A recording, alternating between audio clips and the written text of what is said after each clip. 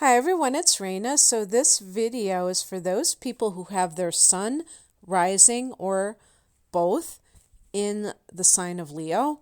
And this is about the transit of Saturn in the sign of Aquarius, which is beginning on March 21st, 2020 and going to the year 2023. And I think that's the last year that we will be dealing with it in this cycle. Saturn retrogrades and then it goes back sometimes to the former sign. So I don't have any information that far ahead, but I believe that they would have included 2024 if that were the case. So I'm going to assume that's how it is. So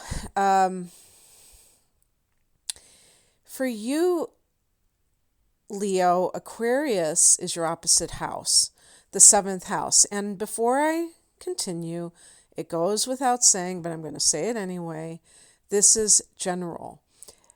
This is one of the reasons why when an astrologer constructs your natal chart, or, really the truth is they're putting it into the chart generator just like you can do yourself. You need the exact time of birth for that, because it's going to be a particular degree of rising sign. If you're watching this or listening to this for Leo rising, if your sun is in Leo, you have to look at the degree of your sun sign. Not everybody is 0 degrees of Leo, so these readings are only going to be accurate for a certain number of people. For most people, and really to be very, very accurate, you have to, whether it's the solar chart or the natal chart, you need to focus more on degrees. And like I said, you can generate your own chart, and there are online sites that do that for free. Astro.com is what I use because it generates easy to read charts. But there are others, or I would be happy to look at your chart for you and analyze it. But please allow me to do this so I don't have to break it down into the different decanates, which would be, for me, something that would confuse me too much. So we're talking about the seventh house of committed partnership. And really, on a side note, connected to what I just said, it doesn't matter anyway, because these transits will affect you sooner or later. You know what I mean? So it's still going to be true for you. It's just a matter of whether Saturn's going to actually enter your seventh house on March 21st of 2020. So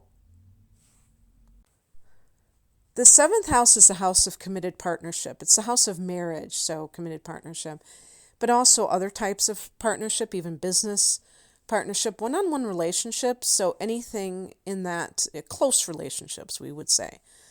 And you might say, well, what about family and stuff like that? Well, ever notice how when you're in a group with other people, be it family members or just friends, that you have that group dynamic, and then when you're alone with that person, it may be totally different.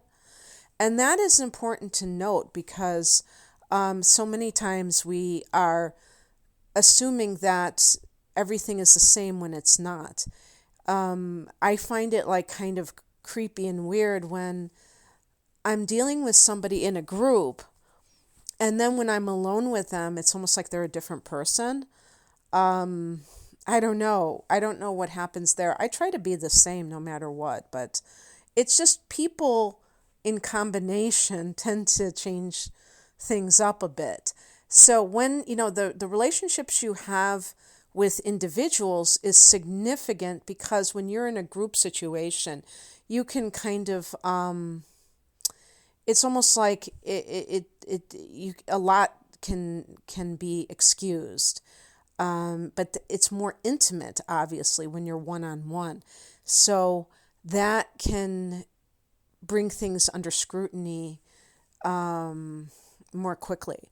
So Saturn is the planet that deals with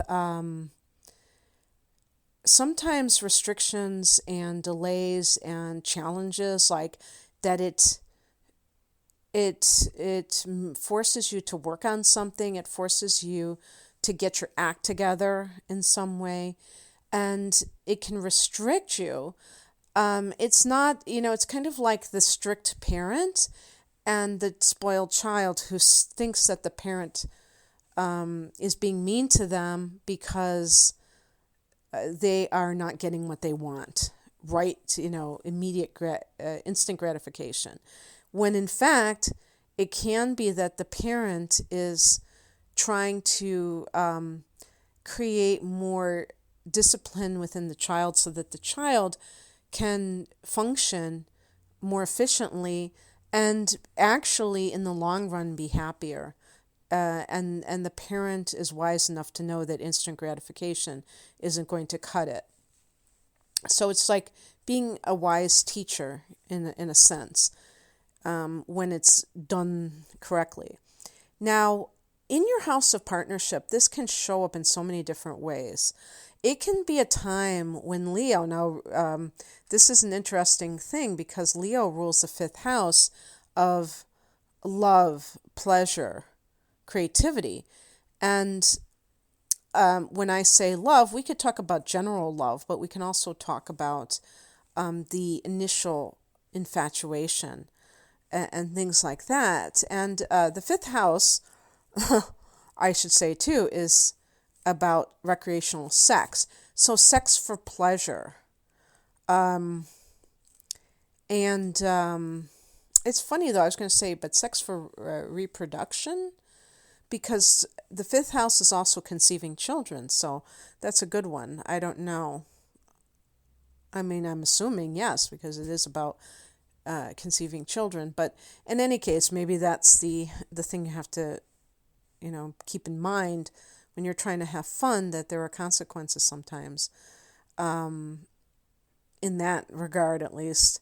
But the thing is, when we're talking about love, it's not necessarily commitment. It could be dating around, sleeping around, and I'm saying that with complete seriousness. Seventh house is monogamy, is commitment. So Saturn, this influence of Saturn can mean that a Leo person is really getting serious about commitment, and you may have somebody in mind. You may or may not, because this is a transit that's going to encompass the next 3 years. So in that period of time, you may meet somebody and decide that they are the one. And that's what you want to do.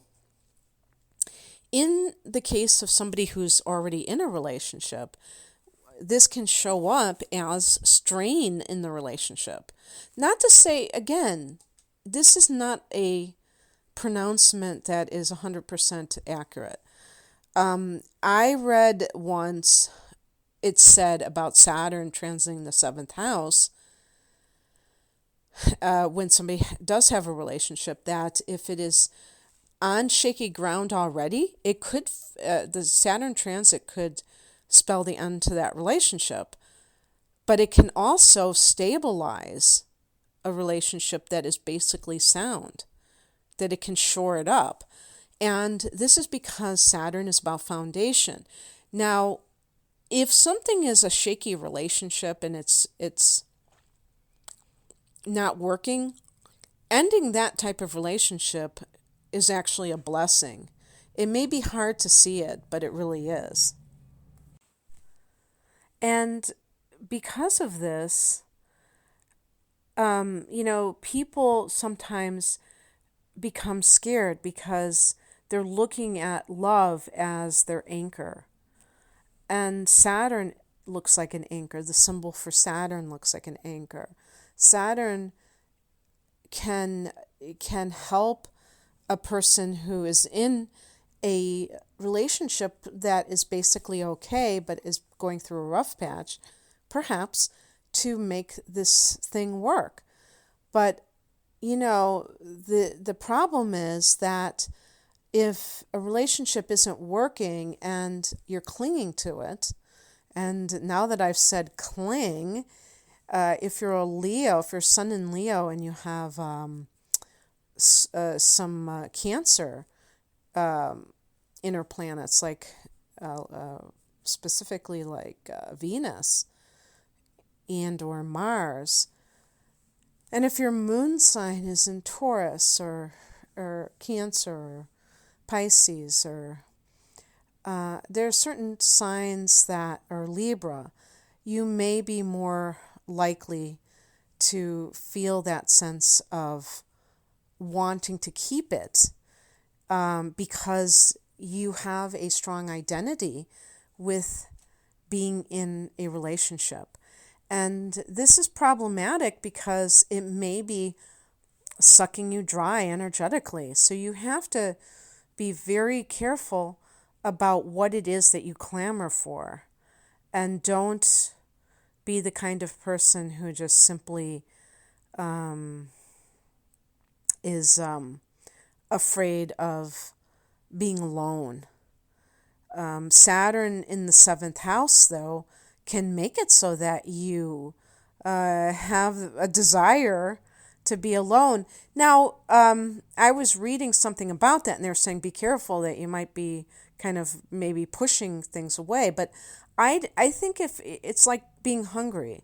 If you're not hungry or if you're not interested in being with others, I don't think that that's necessarily a wise thing, because there may be I meant a wise thing to just force yourself to be with other people for any reason, because being alone is part of the spiritual path. It's it's not just all about being with other people. We're always told, oh, don't isolate yourself. And yes, of course, anything can be excessive, but sometimes you really do have to be alone in order to feel, to figure out what your desires are versus other people's. And it can be very hard when you're around other people to have to take in their ideas. It's like, doing a lot of soul searching. So I wouldn't necessarily feel that that's a bad thing. So maybe this is about discipline in your together time. Maybe you need to learn how to be alone and still be maybe in a relationship at the same time. Who knows? Perhaps that is what one of the bones of contention is in the relationship, especially if it's in the early years. Some people have a very misguided idea that if people are a couple, if they're married, I'm talking about like a serious, a live-in couple, a married couple, that they have to do everything together. And I think that, or otherwise their relationship isn't good. I feel very strongly that having individual interests and even relationships is healthy, is not bad at all. So, in any case, that might be something that helps your relationship, is being able to do that. The other thing, too, about this is that there may be something going on with you having to see, up close and personal, how you have to take other people's needs into account. If you're an Aries, if you're a Leo sun sign, I'm a Sagittarian, and any fire sign has a tendency to kind of be self-centered in one way or the other. It just means that we really are into what we're about, and so it's very important, if this is in your natal chart, that you honor. I'm talking about having this transit in the 7th house. You will have to deal with issues surrounding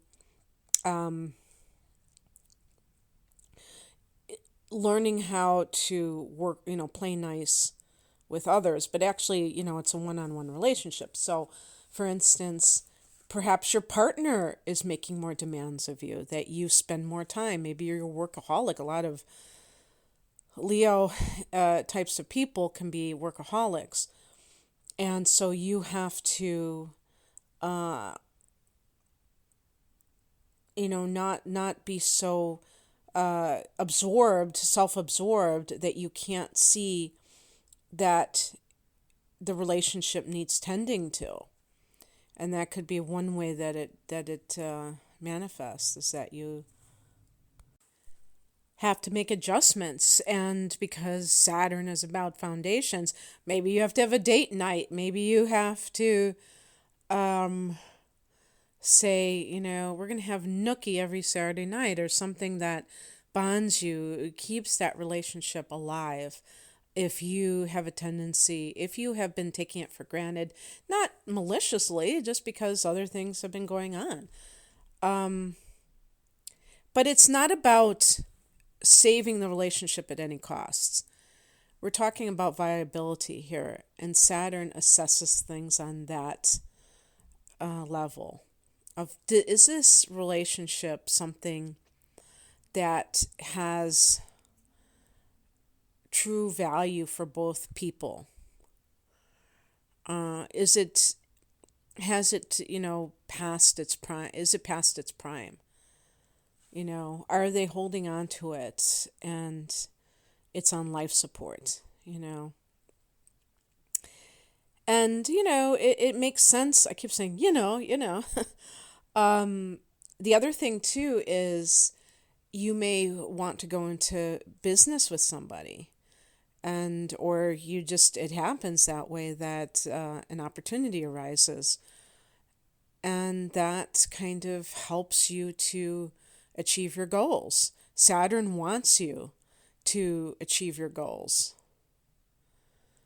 and whatever way gets you there, that's what Saturn wants for you. So let me give you some of the dates when Saturn is going to be in that seventh house for you.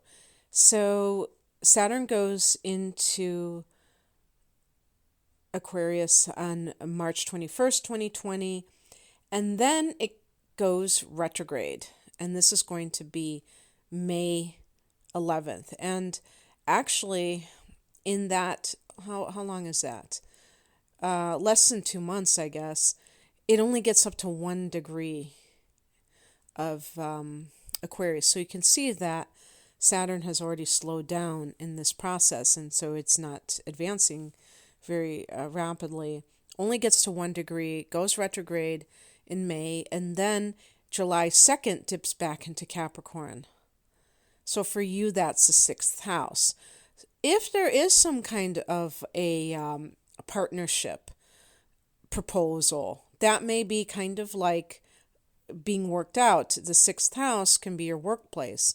So you may be like, okay, I'm going to still work here to pay the bills. Or it looks like we need more time to get this off the ground. And then Saturn goes direct on the 29th of September at 25 degrees of Capricorn, and goes back into Aquarius on December 18th. The very next day, Jupiter goes into Aquarius. So that's going to be in your 7th house as well. Jupiter is a planet of luck and expansion, and that should make things a lot more positive if you've been experiencing more of the challenging aspects of Saturn. But you know what? Don't anticipate that. You can experience very grounding influences where everything is more down to earth, more tangible. And relationships, let's face it, we're talking about emotions at the end of the day, and those aren't tangible. So we need these other things to keep it going. So it could be like having a night out where we have a nice dinner together. We have, cuddle time, intimacy, those kinds of things that maybe have fallen to the wayside, you can bring those back, but you have to make them tangible. It's not just about saying I love you or saying you want to be in a relationship. You have to show it by actions. Just like they say, actions speak louder than words. Okay, that's what I have for you, Leo. I hope that you enjoyed this. If you'd like a personal reading, please click the link below. Take care. Bye.